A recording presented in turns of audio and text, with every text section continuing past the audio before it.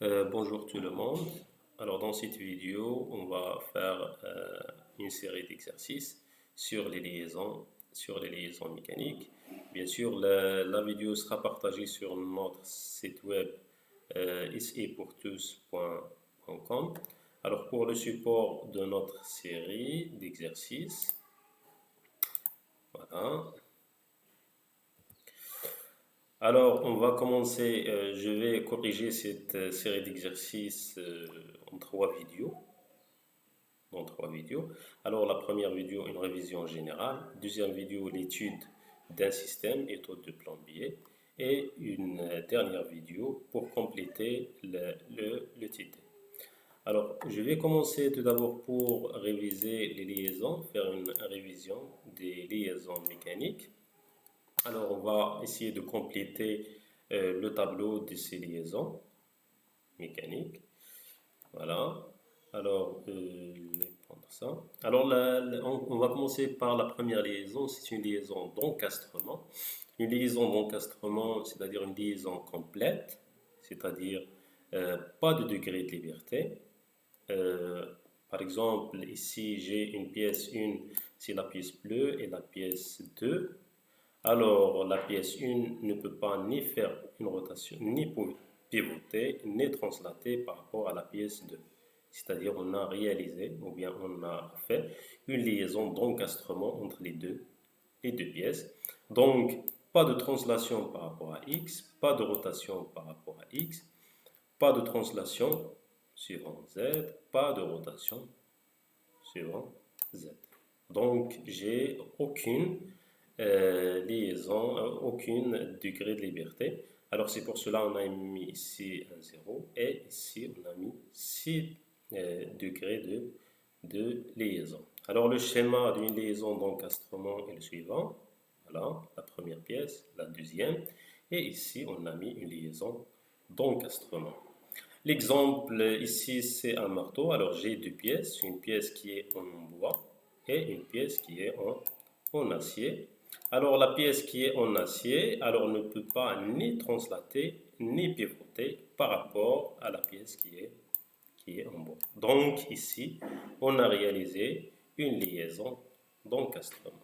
Bien sûr, on va consacrer une autre vidéo pour voir les détails sur comment ou bien les solutions constructives qu'on peut adopter pour faire ou bien pour réaliser la liaison d'encastrement entre deux pièces. Alors la liaison pivot c'est-à-dire rotation, c'est-à-dire il y a une seule possibilité de mouvement, c'est la rotation.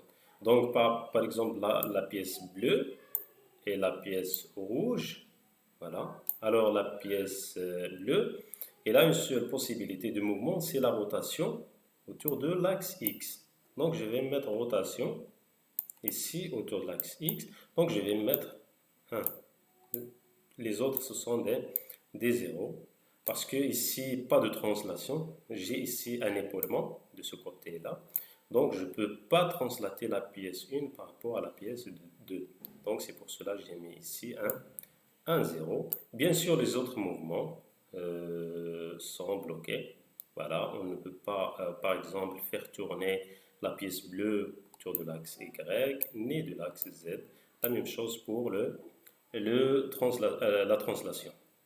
Alors le schéma est le suivant. Alors ici, ça ressemble à une liaison pivot-glissant, mais ici, on ajoute des arrêts pour indiquer que c'est une liaison pivot.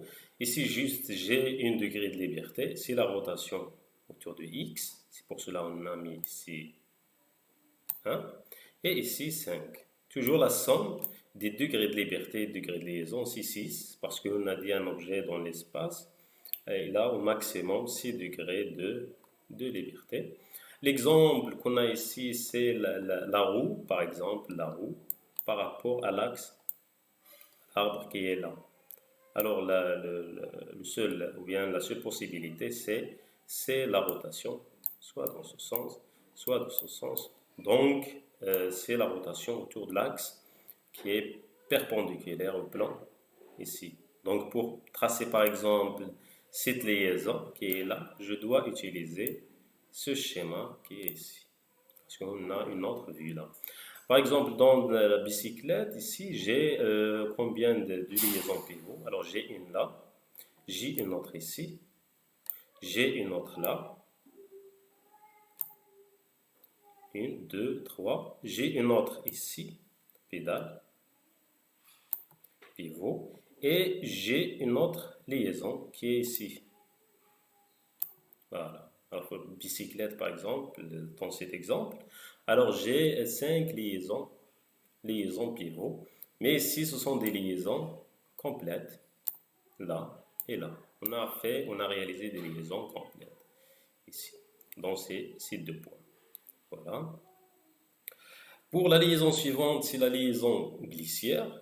La liaison glissière, c'est juste translation, c'est-à-dire que la pièce bleue peut translater par rapport à la pièce 2 suivant l'axe X. Donc, je vais mettre 1 ici. Pas de rotation. La forme de la pièce 1 et la pièce 2, c'est de forme carrée. Alors, je ne peux pas faire tourner la pièce 1, juste j'ai une translation suivant l'axe. Pour les autres, c'est 0. Je ne peux pas translater la pièce suivant l'axe Y, la rotation, la même chose. Translation suivant Z, la rotation autour de Z. Alors ici, j'ai juste une seul degré de liberté. C'est là la translation suivant X. Et j'ai 5 degrés de liaison. 5, 0 et 1, 1. Le schéma est le suivant. Voilà. Et le schéma d'une autre vue est le suivant. La représentation. Alors, l'exemple, c'est le terroir. Alors, je ne peux pas faire tourner le terroir, par exemple, suivant cet axe. Ou bien, je ne peux pas faire translater le terroir dans ce sens, ou bien dans l'autre sens, vers le haut. J'ai juste une seule possibilité, c'est la translation suivant X. Je peux tirer le terroir. Voilà. C'est pour cela qu'on a mis ici 1. La liaison hélicoïdale, c'est une liaison. J'ai ici deux degrés de liberté conjugués, c'est-à-dire je ne peux pas avoir une translation suivant l'axe X seulement, mais j'ai les deux degrés de liberté, rotation et translation, en même temps. C'est comme le système vis-écrou, parce que ici j'ai la pièce bleue est filetée, la pièce rouge est taraudée, donc j'ai une liaison hélicoïdale entre les deux pièces, et pour cela on a mis ici une et ici. Les autres mouvements sont des liaisons, sont des degrés de liaison. C'est pour cela on a mis ici 0, 0. Pas de translation, pas de rotation suivant Y. Pas de translation, pas de rotation suivant Z. Donc ici, on a mis ici le degré de liberté 1 parce que les deux mouvements, ou bien les deux possibilités sont conjuguées. Donc je peux considérer ça comme une seule degré de liberté. Degré de liaison, ici j'ai 5 degrés de liaison. L'exemple qu'on a ici, c'est un robinet. Alors le système vis-écrou, il est là. Voilà. Alors ça, si je commence à faire tourner cette pièce, voilà, qu'est-ce qui se passe? Alors cette pièce se déplace vers le bas pour faire, par exemple, fermer la conduite ou bien l'eau ici. Voilà. Alors ça, normalement, c'est un système. C'est une liaison entre la pièce 1 et la pièce 2. Il y a une liaison hélicoïdale. Le schéma, bien sûr, ou bien la représentation est la suivante. Soit je mets ici une ligne, soit je mets, par exemple, si j'ai, par exemple, le filetage. Alors j'ai deux schémas, ou bien deux représentations. Je peux utiliser l'une ou l'autre. Pour la liaison pivot-glissant, pivot, c'est-à-dire il y a une rotation, glissant, il y a une translation. Suivant quel axe? Alors ça, normalement, c'est un arbre. Alors il peut soit tourner, soit translater, suivant l'axe X. Donc je vais mettre un ici et un là. Pour les autres, ce sont des zéros. Voilà. Les degrés de liberté J2, de 1. j'ai un ici et un là. Et les degrés de liaison, j'ai 4, 0. L'exemple que nous avons ici, c'est l'exemple de serin. Alors ici, c'est la pièce 1 par exemple, ça c'est la pièce 2. Alors je peux translater cette pièce suivant cet axe, la pièce 1 par rapport à la pièce 2. Donc je dois fixer la pièce 2 et je translate la pièce 1. Donc j'ai une possibilité de translation suivant un axe. Par exemple, ça c'est l'axe X. Je peux faire tourner, fixer 2 et faire tourner par exemple la pièce 1. Alors, peut tourner, il y a une possibilité de rotation de la pièce 1 par rapport à la pièce 2. Donc, j'ai mis ici 1, 2. Donc, c'est pour cela qu'on a mis ici le degré de liberté, c'est 2, une rotation, une translation suivant X, et le degré de liaison, c'est 4, ici, suivant la rotation et translation, suivant l'axe Y, suivant l'axe Z. Alors, c'est tout ce qu'il y a pour cette vidéo. Alors, on a fait une petite révision sur les liaisons élémentaires, les liaisons mécaniques élémentaires. Alors, dans la vidéo suivante, on va étudier les taux, un système réel, les taux de Plombier. On va faire une étude, on va faire une description sur les éléments, les liaisons entre les différentes pièces, le fonctionnement, puis on va réaliser les classes d'équivalence.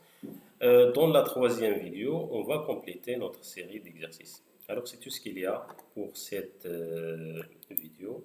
À la vidéo prochaine, Inch'Allah. Au revoir.